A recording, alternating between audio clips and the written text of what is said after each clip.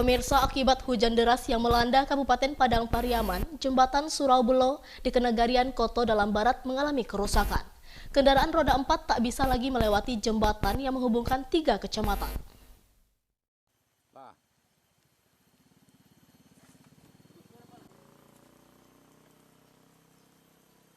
Jembatan Suraubelo yang terletak di Kenegarian Koto Dalam Barat, Kecamatan Padang Sago, Kabupaten Padang Pariaman, yang menghubungkan 3 kecamatan, yakni Kecamatan 7 Koto, Padang Sago, dan Kecamatan 5 Koto Timur, tidak lagi bisa dilewati kendaraan roda 4. Untuk kendaraan roda 2 diberi landasan papan agar tidak terperosok ke dalam sungai Tanjung Mutu ini. Padahal jalur ini sangatlah vital bagi masyarakat untuk membawa hasil pertanian. Kondisi ini membuat warga harus memutar sepanjang 20 km dan jembatan yang berusia sekitar 20 tahun ini kini tak sanggup lagi menahan hantaman air jika hujan deras melanda.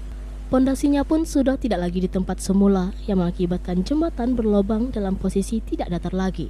Pihak Nagari sudah pernah memperbaiki dan melaporkannya kepada pemerintah Padang Pariaman, namun sudah seperti biasa tak kunjung ditanggapi.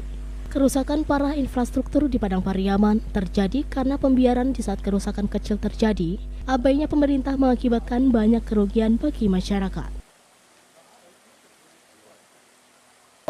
Memang sudah ada tanda-tanda, kami pihak Nagari dulu pernah merahap dulu sedikit, mudah-mudahan bertahan. Baru 3 tahun lah pertahanannya. Sudah diusulkan perbaikannya Pak Wali? Sudah pernah diusulkan dulu. Ditanggapi enggak? Mungkin ditanggapi, cuma terlaksananya belum. Karena belum parah.